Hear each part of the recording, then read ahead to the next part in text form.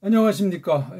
넉 달 만에 우리 구약 원문을 공부하는 한 가지로 총독 8강째를 다시 이어나가려고 합니다. 창세기 1장 9절부터 우리 오늘 살펴보겠습니다. 우리 근데 여기 이제 총독 그러면은 일단 우리가 읽기 문자를 일단 점점 깨달아가는 걸 전제로 해서 문자를 깨달아간다는 건 소리 원리가 소리의 그윽한 깊은 맛이 점점 우리를 사로잡는다는 것이죠. 다시 말하면 하나님의 뜻에 대해서 점점 새롭게 깨달아지고 힘입어 간다는 겁니다. 맨날 이제 우리 보통 삼위일체 그 낱말만 계속하면 뭐가 되겠습니까? 또 성경 창세기 이제 이를테면 거기 있는 무대형 7일 창조라고 그러죠. 맨날 그것만 해가지고는 도무지 그건 하나님에 대한 알미, 하나님에 대한 사랑이 깊어질 수가 없어요. 단어를 많이 한다, 성경을 외운다, 성경 내용에 대한 지식이 많아진다, 다 좋은데 그렇게 하나님의 계시를 접촉하는 것이 아니잖아요. 깨달아지는 것이 풍성해져야 하나님 그 마음을 알잖아요. 하나님 마음을 읽을 때 우리가 자원하는 마음으로 그렇게 하나님을 향해서 구속의 은혜를 필두로 해가지고 여러 가지로 점점 하나님 앞에 우리 세상 말로 효를 하고 싶어져서 견딜 수 없는 심리가 되는 거예요. 믿음이 자라난다는 이야기죠. 그런 걸 놓고 이제 우리가 오랜만에 하니까 또 처음 듣는 분들이 있고 해서 우리가 소리라고 하는 것이 있잖아요. 소리 자체를 말한다는 것보다도 또 좁게 언어학에서 말하는 그런 소리에 먼저 들어가기 전에 소리를 만드신 그 소리의 전체를 우리가 놓고 이제 생각하는 거예요. 소리가 그런 면에서 이게 하나님 자신을 드러내시는 계시로서 창조 가운데 나타낸 특히 사람에게 주신 특별 소리라는 것 아니겠습니까?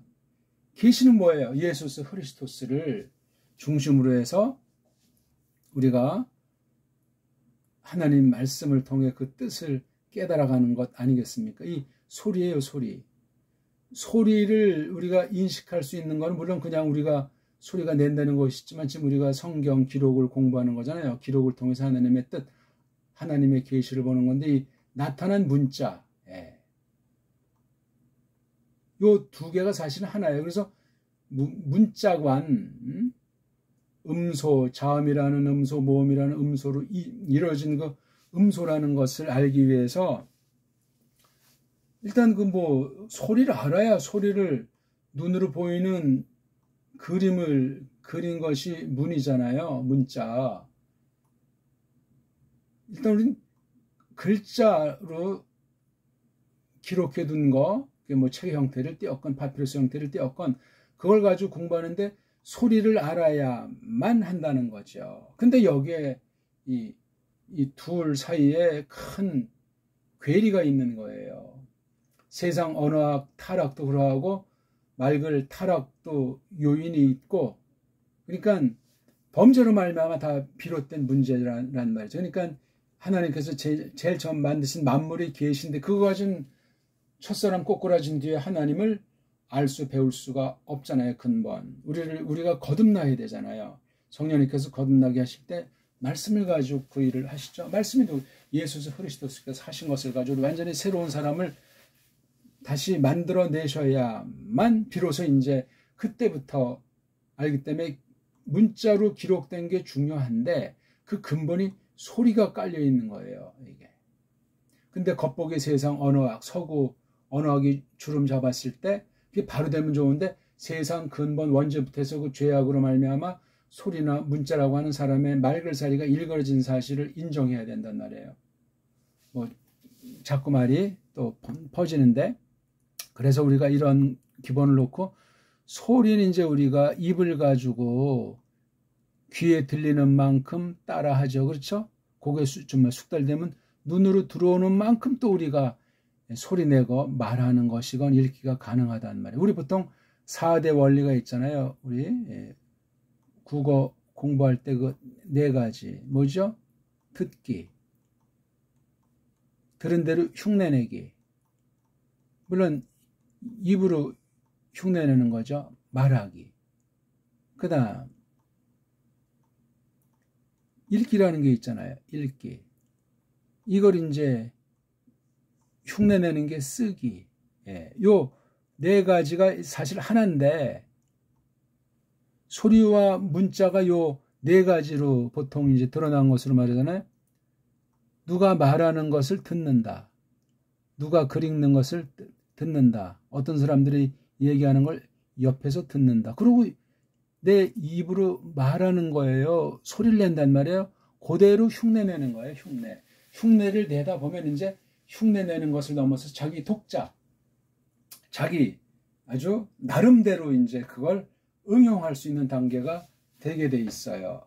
사람마다 음색도 다른데 말이에요. 생김새도 다르고 알미 다르고 은사가 다른데 어떻게 그대로 똑같이 흉내내는 것에 만족하겠습니까?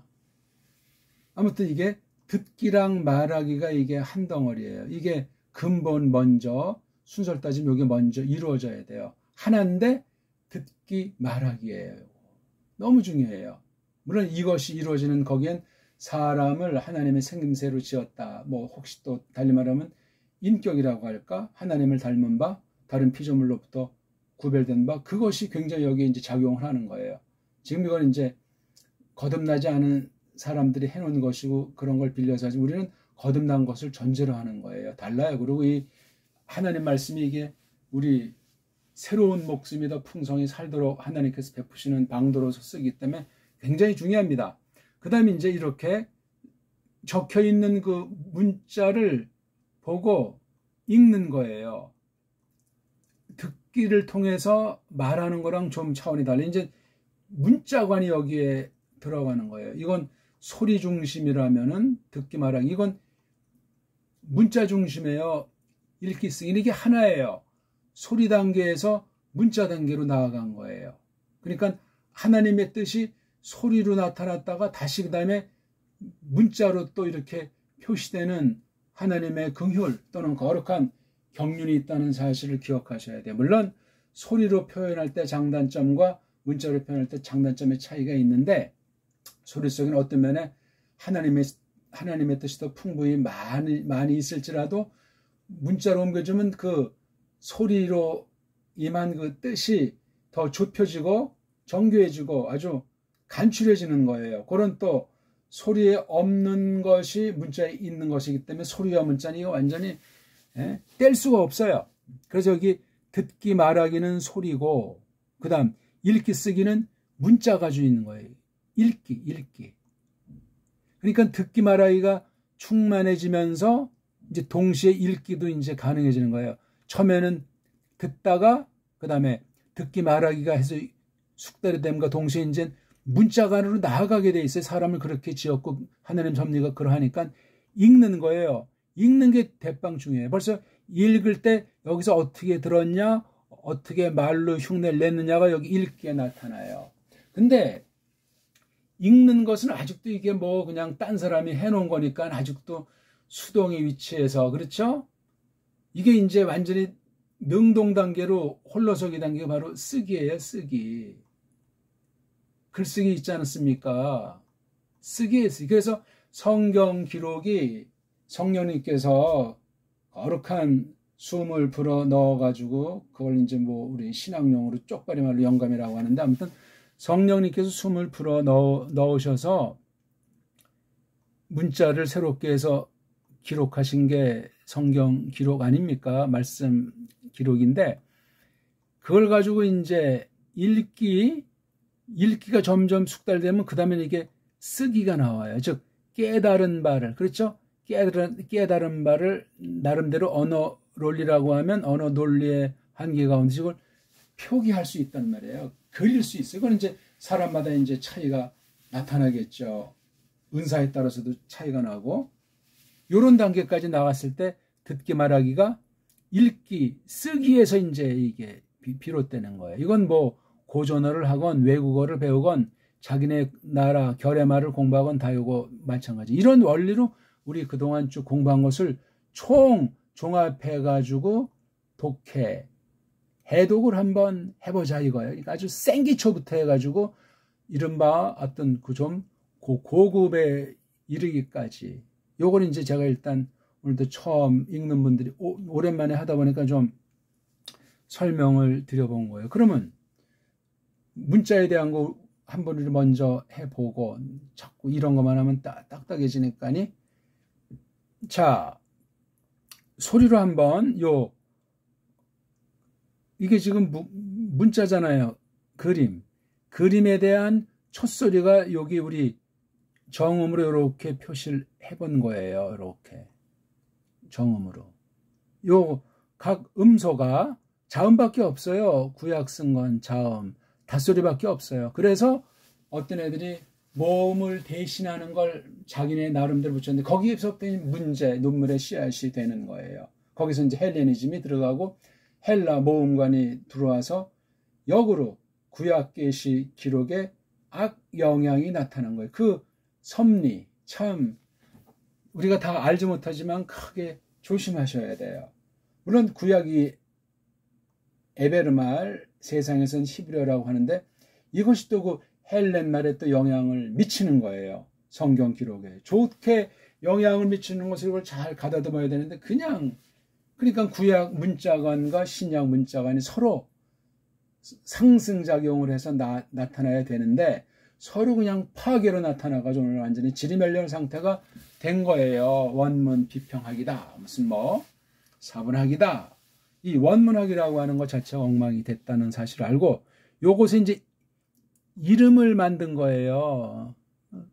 서양 아이들이 언제 어떤 애들이 했는지 아무튼. 그래서 여기 이름에 여기 첫 글자 있는 게 바로 여기 음소랑 똑같잖아요. 그렇죠? 이응자. 그렇죠? 그다음 베이트의 비읍자. 김멜의 기역자. 이게 바로 음소라고 그래요. 가장 더 이상 자르면은 근본이 없어지기 때문에 존재 의미가 없고 쓰일 수 없는 건데 뜻을 가진 가장 조그만 알갱이 소리를 그린 거예요. 그래서 요거 이름은 절대 아니에요. 그냥 사람들이 편의상 세상에서 쓰던 걸 갖다 넣었으니 크게 조심할진저. 한번 우리 이름을 한번 읽어보겠습니다.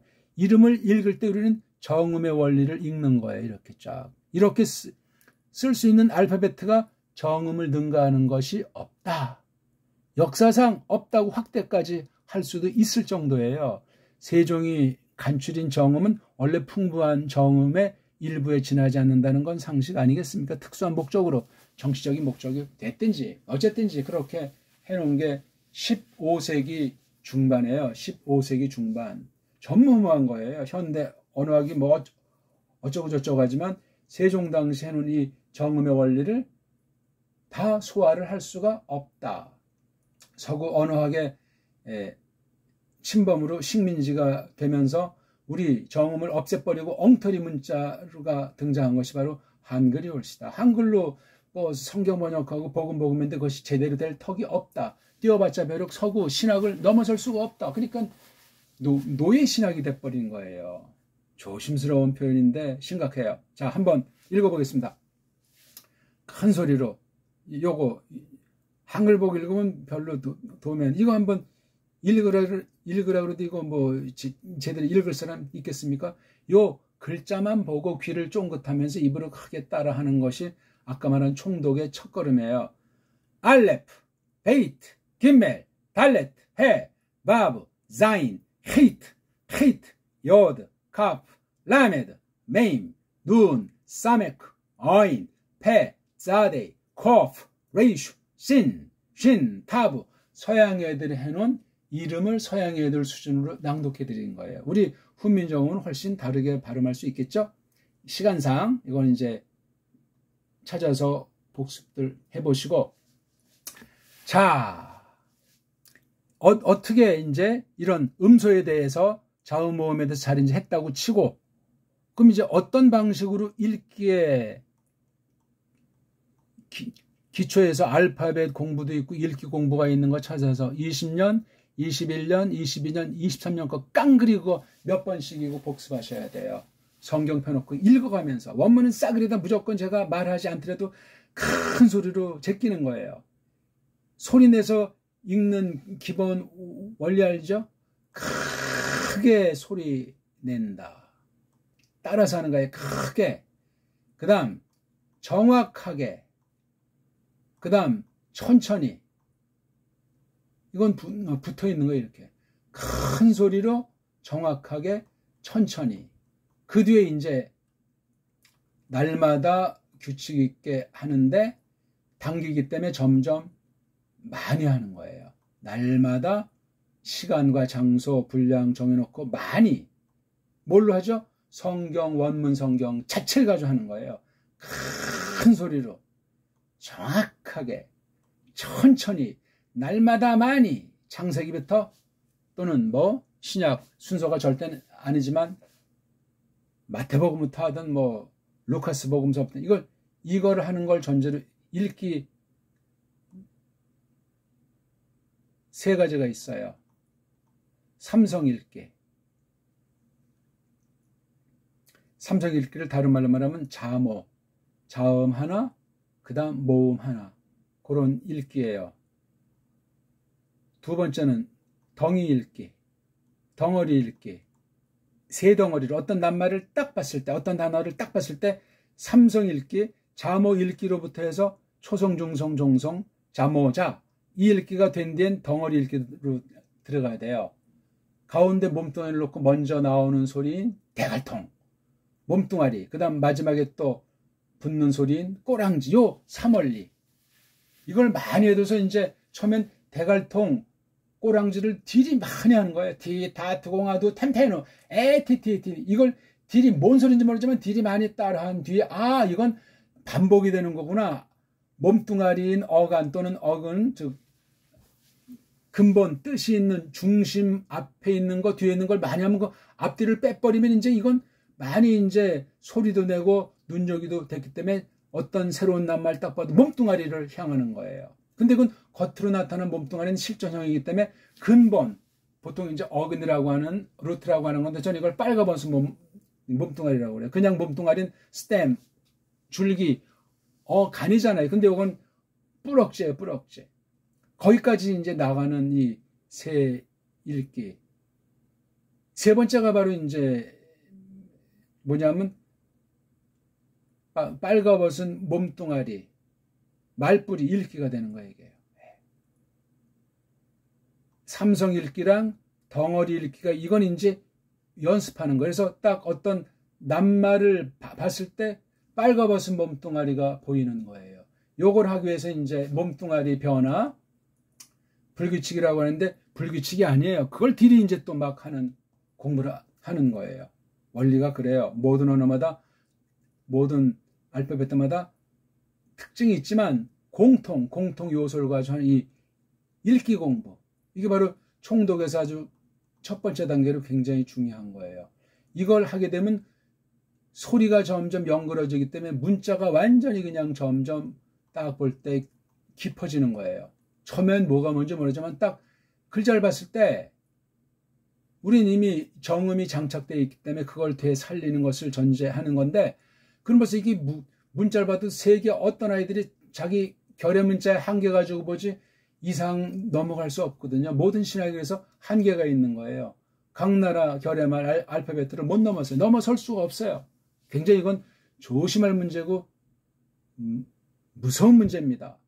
깜짝거리면 막 이제 알레고리로 해서 성경 펴놓고 지들 멋대로 헛소리를 하게 돼 있는 거예요. 이건 교만방자한 거예요. 자기 한계를 넘어서 가지고 빗나가는 거예요.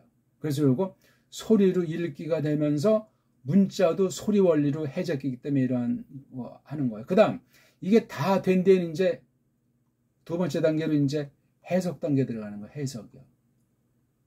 해석 연습부터 해서 천천히 하는 이제 그 강도 사전 가지고 해서 천천히 이제 이 연습이 이제 된 뒤에 이것도 이제 해석 연습이니까 보통 이제 강독 원강이든 뭐 강독이든 이 뒤에 나오는 게 이제 하나가 통독이 있는 거예요. 통독. 또 하나가 속독. 또 하나가 이거 우리 지금 총독. 네.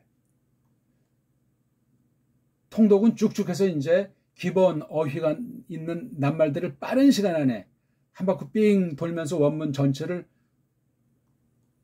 보는 게 굉장히 중요하고 속독은 좀 이게 된 걸 조금 더 심화시키기 위해서 아주 빠른 속도로 쫙쫙쫙쫙 해 나가는 거예요. 이걸 다시 확인하기 위해서 이 총독이라고 하는 건 여기 이제 강독담에 이제 보통 서기라고 하는 거 있잖아요. 서기. 그러니까 일종의 총독은 서기와 닮은 것도 있어요. 근데 서기는 이제 이런 기본이 된 것을 주고 자세하게 해석하는 거거든요. 근데 소리부터 서기하는 거예요. 소리 서기, 그 다음에 문자 서기하면서 나름대로 하는 건데, 총독은 이 모든 걸 다 묶어가지고 하는 거예요, 이건. 그러니까 강독, 정독, 속독, 강독, 정독, 속독 있는 걸 묶어가지고 그러니까 완전히 생기초부터 해가지고 아주 서기 해서 쭉 요 단계가 넘어서면 해석이 아주 가장 결의말로 충만한 것이 번역이 되는 거예요. 번역을 위한 각종 해석들이 번역으로 나타나요. 번역. 그러니까 우리말 번역이죠. 이 번역도 최종적인 건 바로 설교로 나타나는 거예요. 설교예요. 설교. 여기까지 나아가야 돼요. 그러니까 이게 번역과 설교는 이게 폭이 넓어져 가지고 교리사, 선포사, 그러니까 교의라고 하는 것이 주경과 더불어 버무려진 것이 번역과 설교예요. 이건 둘을 뗄 수가 없어요. 이런 번역 설교는 아니지만 이런 것도 염두에 두고 여기까지 나가는 게 총독이에요. 그러니 이 총독 하나 가지고 설명한다면 시간이 무한대로 걸리는 거죠. 다시 한번 정리하면 소리내서 읽기로 소리와 문자 관계라는 이런 세 가지 읽는 법이 있고, 이것을 한 것은 성경 원문에 있는 그 뜻을 풀이하는 거예요. 하나님의 뜻이 뭔지 풀이하는 건데, 이 해석에 강독 연습하고 또 자기가 천천히 사정 가져서 정독, 저건 어떤 방식이 됐든 그런 기본 해석 원리를 연습한 다음에 이걸 빨랑 짧은 시간에 전체를 보기 위해서 통독, 속독, 총독이라는 방식을 쓰는 거예요. 그러니까 이게 해석 연습에는 이제 서기도 들어갈 수 있고 그렇죠. 그 다음에 그 통독, 속독, 총독을 또 이 총독을 다른 말로 말하면 정해라고도 할 수 있겠죠. 예. 정확하게 자세하게 해석한다. 정해. 이건 정독이라는 말도 이제 같이 들어갈 수 있는, 이건 정독은 이제 초기 단계고 정해는 이제 아주 고급 단계에서 할 수 있는, 이런 몇 가지만 지금 설명드린 거예요. 오늘 기존 이거 오늘 처음 시청하는 분들은 7강까지를 공부하시면 이런 내용들이 다 나와 있을 겁니다. 자, 그럼 우리 한번 1장 9절부터 오늘 한번 읽어보겠습니다. 읽는 건 큰 소리로 하셔야 돼요. 정말 아주. 읽기가 완전히 세계 최고로 내가 낭독에 있어서 내가 정말 하나님이 그런 은혜를 베푸셨다, 최고다 할 정도로 진액을 빼는 읽기를 하셔야 돼요. 저는 지금 편의상 조그맣게 읽지만 바이오메르 엘로힘 이카브 하마임 미타타 셔마임 엘 마코메 하드 부 테라 에 하야바샤 바헤이켄, 이게 지금 일단 이렇게 한 절을 읽었어요. 일단 이 읽기가 속도도 어떻고 정확도도 떨어지더라도 이렇게 하얀 건 칠판, 까만 건 글자 하고 이걸 시간이 많이 걸리든 어떻든 정확하든 가다듬어지지 않았던 자음을 보고 발음하는 거죠. 바, 요, 메, 르, 엘, 로, 힘, 이, 카, 브, 하, 마, 임, 미, 타, 하트, 하, 샤, 마, 임. 까만 게 전부 큰 글자가 자음이에요. 자음. 모음이 원래 없어요. 그래서 헬란말에 있는 아자, 애자, 이자, 오자, 우자라는 모음을 준 거예요. 모음의 기본은 아자잖아요. 아자가 변화되면 이자랑 우자 계열로 갈라지는 거예요. 이자 계열이 더 길어지면 이제 애자로 소리 나고 우자 계열이 소리가 더 길어진다. 꼭 장면들 아닌데 이게 오자듯이 이렇게 다섯 모음책의 원리가 이렇게 돌아가요. 아자 하나가 이우에서 아이유, 요게 이제 한 원리예요. 아이유. 그 다음 아이유, 에오가 나오잖아요. 그렇죠? 예, 에오. 우리 근데 보통 아, 에, 오를 써. 왜?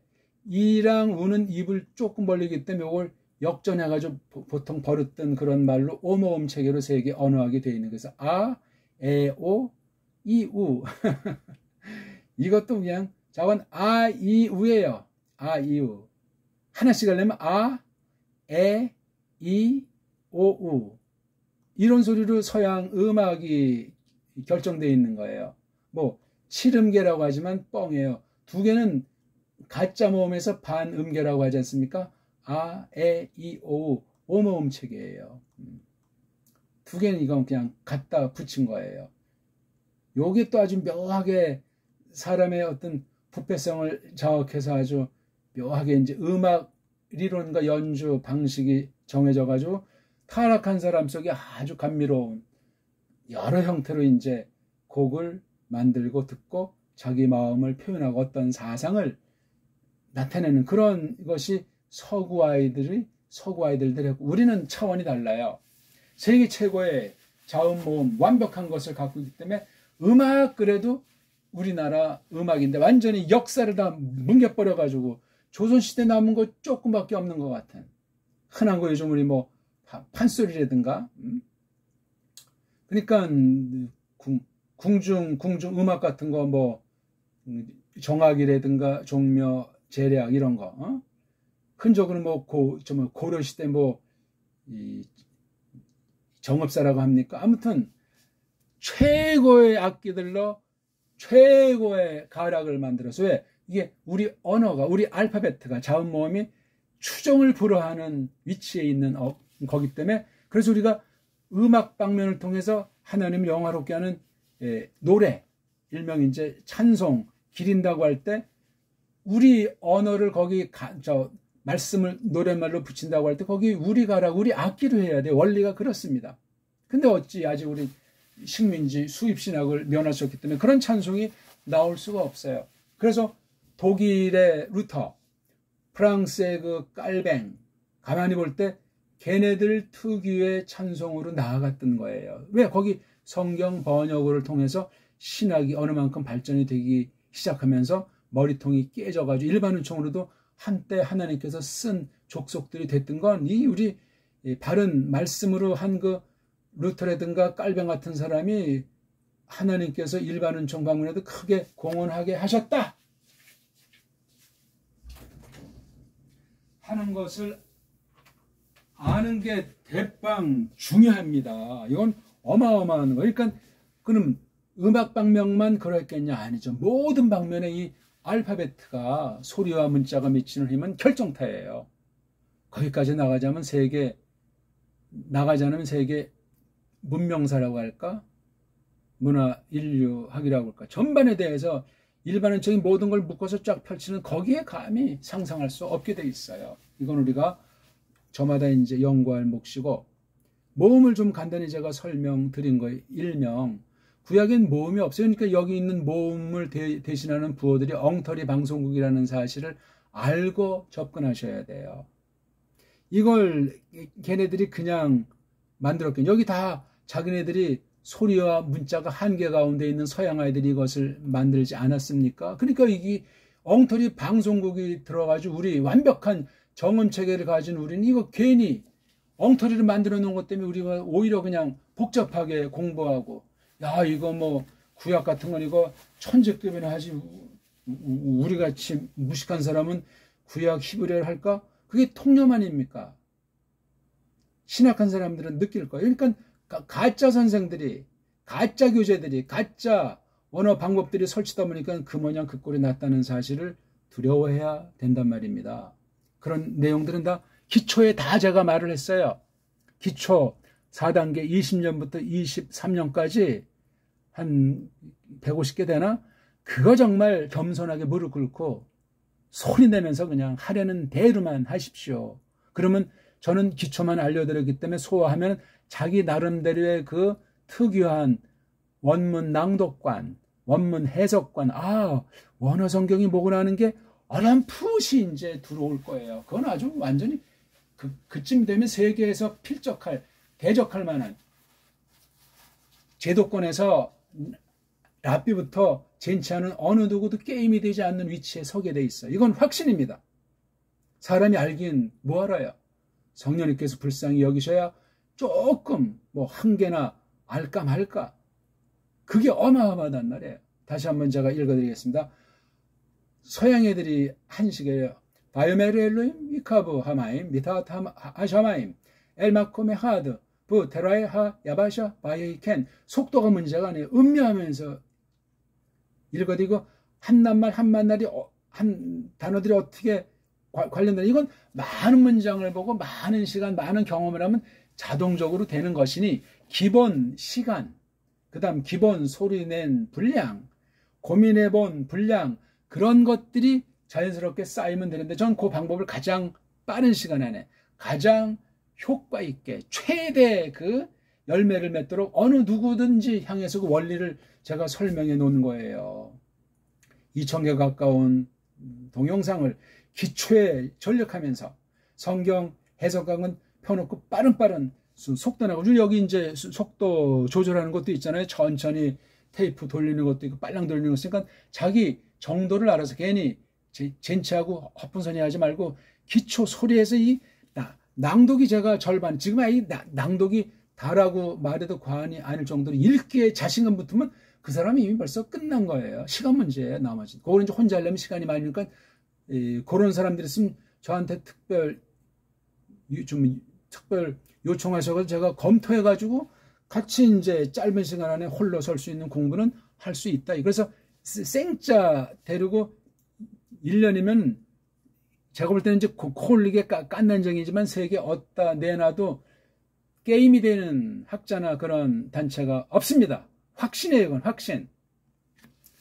그런 공부를 하셔야지 그냥 찔끔찔끔 그냥 골목대장 노릇 정도나 하는 그런 원문 성경가 아닙니까? 그만둬야죠. 그럴 바에는. 자건 이 성경 분야에는, 특히 원문 성경 분야에는 아직 미개척지라고 할까? 하나님의 그 숨결이 넘치는 숨은 보석 같은 진리들이 가득 차 있어요. 지금까지 무슨 뭐 1000년이 넘는지 그 현대신화까지 볼 때 뭘 했는지 모르겠어요. 왜? 알파벳 그 상태를 못 넘어서요. 알파벳은 하나님께서 주권으로 심어 주셔야지 인간들이 자원모험 만들 수가 없어요. 기계 언어, 가공 언어들이 덜어 있다지만 별 볼 일 없어요. 그거는 하나님이 어떤 분인데, 하나님이 알파벳을 만들어줬다는 건 성경을 통해서 구원할 자를 구원하시고 그것으로 말미암아 하나님 영광을 나타내시기 위한 거예요. 계시에 속한 거예요. 알파벳가 단순히 그걸로 끝나는 것이 아니고 문명이에요. 문명 전반에 엑기스가 언어, 문자 중에서도 그 음소, 자음보음이라고 하는 것에 담겨 있다는 사실을 깊이 생각하셔야 돼요. 그러니까 우리 배달계대가 가장 역사 이래 처음이자 마지막으로 문화민족이에요. 문명민족이라고요. 없어요. 이런 결례가 없어요. 세계를 이렇게 뭐 다녀보고 또 세계 만물에 대한 이제 뭐 이런 영상 같은 것을 볼 때, 배달결례는 대단한 족속인 거예요. 근데 지금 완전히 천하의 머저리같이 식민지 이하로 아직까지 그냥 수입신학에 빠져가지고 못 벗어나고 서구 언어학의 놀이개를 만들어진 한글에 다 그냥 목줄 잡혀가지고 헬렐레 하고 있는 거예요. 이걸 깨닫지 못하면 제가 소리얼일이 이거 하는 것에 값어치도 모를 뿐더러 이것을 힘입을 수가 없어요. 그만큼 매트릭스에 깊이 잠겨있는, 이건 아주 어둠의 권세에 관련되어 있다는 사실을 기억하셔야 돼요. 너무나 또 서론이 길죠? 자, 바라고 읽어요. 바.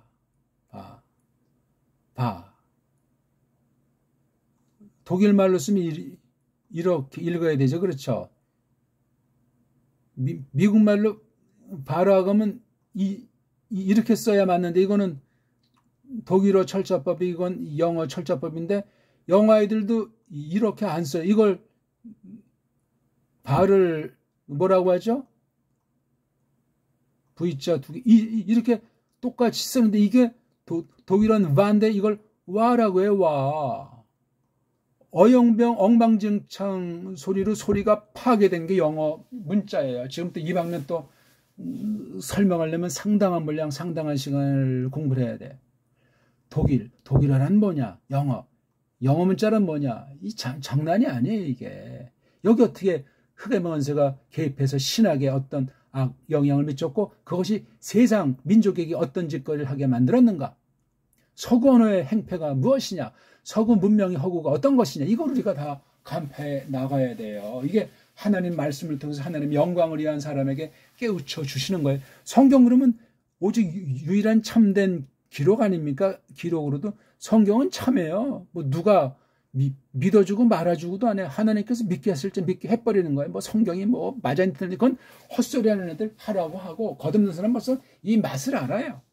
뜻 다 모르고 원문 모르고 뭐 해도 이건 하나님의 뜻에 맞구나. 분별을 하게 해주신다고요. 싹꾼들이 워낙 많다 보니까 사탄이 사람들을 부려가지고 말씀을 흐리게 하잖아요. 막 혼합시키고 왜곡시키는 짓들을 에덴 동산부터 계속 해오고 있는 거예요. 갈수록 심하죠. 이걸 분별해야 돼요. 진리의 영이냐 미혹의 영이냐. 그런 사람들 몫이란 말입니다. 이게 우린 이걸 어떡하지? 세계 최고의 표기잖아요. 이게요. 마야 마. 그냥 쓰면 이렇게 바 이건 마.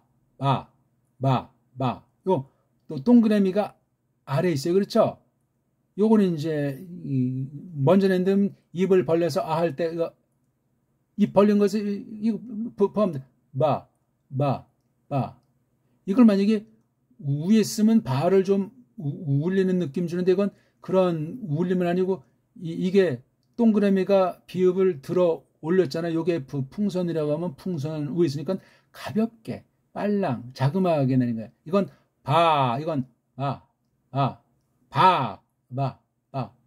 가벼운 입술 가벼운 소리가 순경음에 대한 원문 표현이잖아요. 우리 헬에 나오는 거. 그러니까 이 와라고 하는 것도 웃기고 와라고 하는 건 더 웃겨요. 랍비들이 그렇게 읽잖아요. 에? 요렇게 읽는 애가 있고 요렇게 읽는 애.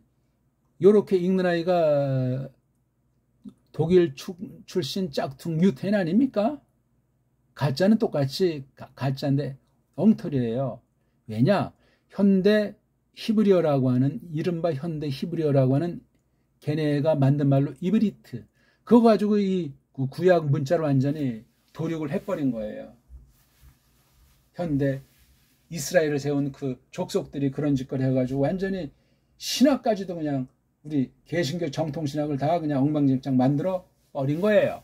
한국도 뭐 예외가 아닌 거죠. 오늘날 너무나 심각. 그래서 무슨 뭐 메시아닉 주니 뭐니 이런 엉터리들이 많아요. 카발리즘이니 뭐 시오니즘이니 갈수록 태산이에요. 태산. 다 하나님의 무서운 섭리 가운데 펼치고 있는 거죠. 우리가 오직 성경입니다. 똑바로 알아야 돼요. 읽기가 똑바로 해야 돼요. 왜냐하면 읽기가 이미 하나님 뜻에 대한 해석이에요. 읽기가 뜻이라니까요. 뜻. 읽기를 근데 경시하고 중시하지 않고 몰라도 된다는 이건 이건 원문 성경을 공부한 적이나 있는 사람입니까? 말도 안 되는 거죠. 말도 안 됩니다. 그렇고 말고요. 그다음 이건 뭡니까? 요드. 이건 요드랑 알레프는 거의 뭐 소리가 안 난다는 식으로 하려고 그래요. 특히 여기 요드 같은 건 다 나라마다 시대마다 변질되어 있어요. 지금 이런 얘기는 기초에 코로나 시대 2020년 판부터 2023년 판까지 차이가 있어요. 거기에 2020년 판은 조심스럽게 기존 이제 소리내는 랍비나 서구식으로 조금 이제 접근하면서 이제 날렸고 이제 2023년이 아주 본격적으로 이제 배달결의식으로 정음식으로 그냥 전환해가지고 이제 선전포고를 한 바입니다. 그럴수록 이제 볼만한 신학서적도 적게 되고 렉시컨이나 콩코단스나 볼만한 것이 별로 없어요. 그것도 이제 가려가지고 보셔야 됩니다. 가장 추천할 만한 건 깔뱅의 모든 저작, 성경 번역부터 편집까지 뭐 설교, 뭐 주석, 뭐 이런 아무튼 깔뱅 관련된 전반은 이런 식으로 공부할 때 안 보이던 게 보여요. 왜? 서구 언어학의 한계 가운데 서구 문자 중심으로 해봐야 그것을 못 넘어서요. 깔뱅을 누가 제일 잘한다는 사람이 서구 아이들 중에 한 명이 없어요. 역사상 없습니다. 조금 이제 깔짝거리는 사람은 덜어 있어도. 깔뱅이 모든 걸 다 알았다는 것도 아니지만 그걸 통해서 우리가 그걸 풍부히 깨닫고 한 발짝 더 나갈 수 있는 건 배달결례밖에 가능성이 없어요. 후민정음이 그만큼 놀라운 건데 이게 다 완전히 세상에서도 짓밟히니 교회에서 그걸 제대로 쓰는 사람이 하나가 없어요. 국어학자? 한글학자들에 다 한글 가지고 한글은 뭔데요? 우리 식민지 세뇌시키려고 영미 아이들과 쪽발이 아이들 해서 만들어 놓은 것이 한글이에요. 갑자기 어느 날 딱 하니 등장된 거잖아요. 1910년이요. 1911년. 뭐 그냥 나라가 없어 지자마자 언어, 역사, 사상이 동시에 그냥 거덜나기 시작했던 거예요. 그래서 한 30년쯤 지났을 때 1935년, 6년 그때는 이미 우리의 모든 것이 완전히 말살됐어요. 그로부터 어떻게 하다 10년대에 극적으로 해방이 됐다는데 이것도 완전히 세계 정치 노름으로 남북이 잘라지지. 지금까지 80년 동안 잘라진 채로 엉망진창에 더 갈수록 대산이 옳시다. 세상 나라는 그러한데 우린 지금 이렇게 큰 것을 발견했고 일반은총으로도 언어학 면에서도 서구 언어학을 잘 좋은 건 받아들이고 나쁜 건 뛰어넘어서 우리가 주도하는 그런 공부를 할 수 있다는 걸 확신하는 거예요. 아무튼 그리고 요드 그 남자가 물건이면 그것이 오메르 말한다. 대갈통이니까 그렇죠. 이거 어떤 사람 뭐 바점이니까 뭐 바부 계속용법 업저고 저쩌고 그게 맞는 것도 있지만 안 맞는 것도 있기 때문에 엉터리 방송국에 그냥 동사 앞에 인칭 대갈통이 나오면 미완료꼴. 이 뒤에 이제 인칭꼬랑지가 나오면 완료꼴. 그거밖에 없어요. 동사라는 게. 그래서 구약 문자는 우리 문자의 딸랑이기 때문에 우리 그냥 뭐 먹고 들어가요. 근데 서구 언어들 모든 세상 알파벳은 이거 구약 문자를 알 수가 없어요. 잘. 아랍 말까지라도 역시 이미 헬레니즘을 타고 손질됐기 때문에 현대 아랍어라고 하는 것도 웃기는 말에 지나지가 않는 거예요. 그거 다 성경을 파괴하는 아주 악한 언어로 망가져 있잖아요. 그것도 굉장히 좋은 원리는 이런 식으로 되고 거의 이거 구약에 있는 문자랑 닮은 계통의 문자로 아랍어라고 하는 것이 언제 어떤지 그 자원 후대에 이제 나타난 언어인데 넓게는 우리 문자의 몇 단계를 거쳐가지고 흉내낸 빚을 진 그런 문자 종류 중에 아랍어 계통도 있는 거예요. 근데 그건 뭐 다 엉망진창 아닙니까? 보기에서나 소리에서나 품은 사상에서나 우리나라 자모라는 알파벳을 능가하는 것이 특별한 것이 아닌 한 만들어질 수가 없어요. 새로운 어떤 큰 권, 막바지 큰 것이라서 만드시고 또 쓰신다면 우리 정음보다 더 뛰어난 것을 만드시지 않을까 그렇게 생각할 뿐이에요. 물론 엉성한 말 가지고도 하나님이 쓰실 수 있지만 그것을 소화하고 그것을 다 포획해가지고 전진할 수 있는 그런 현존 알파벳가 없다니까요. 우리나라 고유어, 언문, 우리 한문을 체계를 정음 체계밖에 없어요. 그걸 우리가 아셔야 되겠습니다. 뭐 딴 말하다 오늘 너무나 오랜만에 하다 보니까 1장 9절에 그렇게 됐어요. 여기 주어가 나오잖아요. 엘로힘이 말씀하신다. 그리고 말씀하신다 엘로힘이 현재도 되고 또 미래도 포함될 수 있고 아무튼 이 말하는 동작이 끝나지 않았잖아요. 뒷날 이걸 이제 모세가 썼을 땐 이미 옛날 기록이니까 이미 다 완료된 거죠. 완료된 거지만 이걸 이런 식으로 해서 이제 쓰기를 기뻐했다는 사실 우리가 이걸 아는 게 중요하겠어요. 이게 이제 직접 합법 내용이 나오잖아요. 이게 바로 동사예요. 딱 봤을 때. 그 다음 또 보니까 이게 부라고 하는 접속사 이게 한 문장 안에서 두 명사류를 연결시키는 것이 아니고 새로운 문장이에요. 그래서 부에서 여기 또 동사. 또 여기 또 바브자요. 바브가 세 개 하나. 그러니까 이게 세 문장이에요. 동사. 동사를 잡는 게 읽기의 아주 첨단이고 읽기의 열매예요. 동사 알면은 끝난 거예요. 더 이상 할 게 없어요. 굉장히 중요한 얘기입니다. 아니 이게 지금 자음인지 모음인지 발음이 맞는지 틀린지 그걸 모르는 상태인데 이게 동사다 하는 그 세상 문법 용어 그럼 더 막 그냥 좌절하기 쉽지만 처음엔 딜이 그냥 읽는 거를 막 이렇게 하다 보면은 대갈통 꼬랑지 소리부터 해서 반복돼서 나오는 그냥 직독직해로 0.0초에 그냥 해득이 되는 것만 하면은 벌써 이게 굉장히 쉬워지고 또 이 성경 문장을 많이 읽고 많이 보게 했기 때문에 이 꼴 딱 봤을 때 이게 동사, 명사죠. 동사인 건 싹 다 명사니까 특히 구약은 굉장히 간단해요. 문장 낱말 개수도 작고 간단해요. 그 대신 그 상황에 대한 그 정경에 대한 사색은 굉장히 깊습니다. 물론 모든 언어가 다 그러한 공통점이 있을지라도 구약은 그래요. 신약도 역시 마찬가지예요. 헬라 말의 그 냄새가 세속 냄새가 있을지라도 하나님이 갖다 쓴 거기 때문에 이건 하나님 문자로서 구약과 맞물려서 아주 놀라운 특성을 지닌 게 성경 헬라어란 말이에요. 성경 이 에베르말 성경 히브리어 성경 헬라어 이 두 가지는 기묘한 언어예요. 기묘한 거. 그 어떤 그 두 언어론을 말하면 그것도 상당한 분량 많은 시간을 이야기를 해야 돼. 너무나 어마어마하기 때문에 우리가 조금밖에 깨닫지 못했을지라도 대단한 게 이 성경 기록 안에 그렇게 일반은총으로 그다음 여기 쓴 이거 지금 모세라는 사람이 쓰지 않았습니까?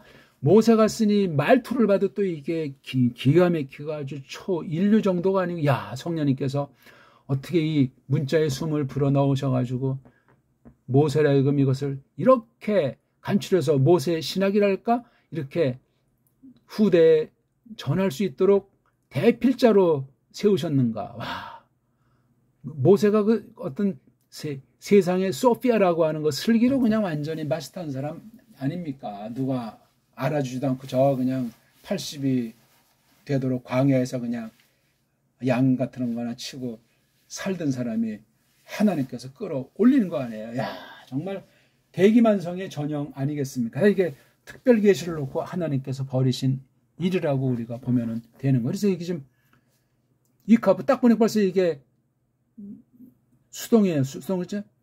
이웃, 대갈통, 요두, 꼬랑지요. 그러니까 그 남자들이 물건이면 그것들이 되겠죠. 그 남자들이 카브 이건 모으는 거잖아요. 그렇죠? 모아지더라. 이게 지금 미완료형이에요. 그렇죠? 앞으로 될 것이기도 하고 만약에 출발했으면 계속되고 있는 중이에요. 카바. 뭐가? 하마임. 이게 주어잖아요. 하마임. 이게 그래서 이게 일명 쌍수라고 하는 거, 짝꿍수라고 하는 건데 요게 이렇게 돼 있어요. 물들이 모아진단 말이죠. 어디로부터? 아래로부터. 어디 아래? 하. 이건 일명 관세라고 하는 고거 아래. 하의 내용이 뭔데? 샤마임. 하늘들. 그 하늘들 아래로부터 그 물들이 모아지리라. 거꾸로 보게 되면 우리말이랑 완전히 반대로 돼 있어요. 이게 우린 이런 훈련도 다 돼 있기 때문에 그냥 줄줄이 나가면서 이거 이렇게 해독하면 돼요. 그 남자들이 모아지리라 그 물들이. 그러니까 여기 주어가 나왔으니 그 요드랑 바보는 해석할 필요가 없겠죠. 아래로부터 어디 아래? 어디로부터? 아래로부터. 그게 뭔데? 셔만 이걸 뭐 문법용어로 관산이 뭐 전시산이 다 그거 엉터리 방송국들이에요. 문자와 소리가 일치하지 않죠. 일치하지 않는 건 이제 문자 자체가 자음, 모음, 음소가 엉터리라는 거거든요. 이걸 극복하려고 만든 게 팔품사 원리예요. 헬라어라는 것이 완전히 엉망진창 짬뽕이기 때문에 이걸 극복해서 그나마 쓰려고 했던 게 바로 그게 팔품사, 그다음에 문장론 이런 것들이 영어 같은 경우 18세기 말에 이제 철자까지 대충 현대어의 그걸 이제 마련한 거잖아요. 예?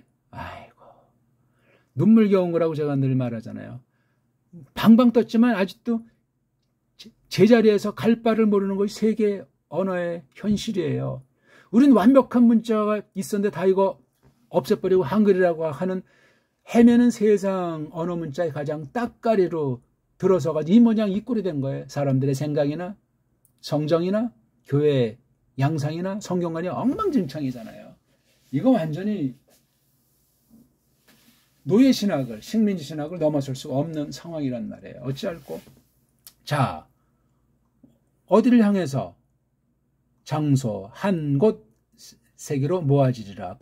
그리고 이제 새로운 테라에 또 역시 이것도 이제 요 이카브처럼 수동형이에요. 그것이 보여지리라. 보이리라. 본다가 아니고 보인다죠. 야바샤 이게 주어잖아요. 그것이 야바샤, 마름이.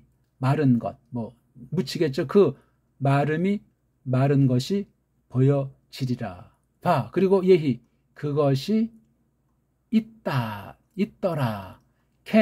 그렇게. 1장 9절을 간단히 봤어요. 이제 이렇게 요걸 이제 이렇게 대강복은 읽기로 쫙 하고 그다음에 낱말의 관계 그다음에 문장의 성격 그다음에 번역으로 직역까지 해놓고 이걸 음미하는 가운데 이제 교회학에 대한 초재세계 성경 전체에서 교회 전체에서 이 말씀이 어떻게 돌아가나 알고 마지막에 나오는 것이 말씀 선포예요. 무궁무진하죠. 무슨 얼어 죽을 설교학입니까? 무슨 얼어 죽을 성경 해석하기냐고요.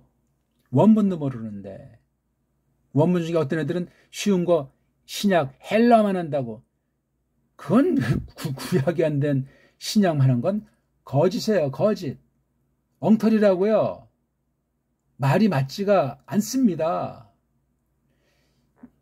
또 구약은 좀 했는데 신약은 물론 이것도 엉터리예요. 말이 성립이 안 돼요. 하나님의 계시가 무궁한 섭리가 이렇게 두 언어랑 두 세계를 통해서 이렇게 이루어진 거예요. 아주 놀라운 계시 문자로서 그 특성을 잘 알아가기를 바라십니다. 제가 올린 그 2000개 가까운 그 동영상을 대충 보지 마시고 정말 목숨 다해서 보십시오. 전 조금밖에 알려드리지 못했지만 성령님께서 무한히 풍부히 불쌍히 여기실 때 눈이 열릴 거예요. 물론 진리를 깨달으면 환난이 기다리고 있고 환난을 통해서야 그 진리가 내 생명의 양식으로 주님의 영광을 위한 말씀으로 역사하는 성령님께서 쓰시는 말씀이 내 영혼에 내 마음에 박힐 겁니다. 오늘 뭐 어떻게 썼습니까? 너무 좀 오랜만에 하고 처음 듣는 분 있을 것 같아서 총독이라고 하는 것이 본디 어떻게 하려고 한다 하는 것만 아시면 되겠습니다. 읽기가 정확히 되셔야 돼요. 어떻게 읽는지 말씀드렸죠. 크게 읽는다. 정확하게 읽는다. 천천히 읽는다. 이걸 놓고 날마다 점점 많이 성경 본문 자체를 읽는 게 중요해요. 고맙습니다.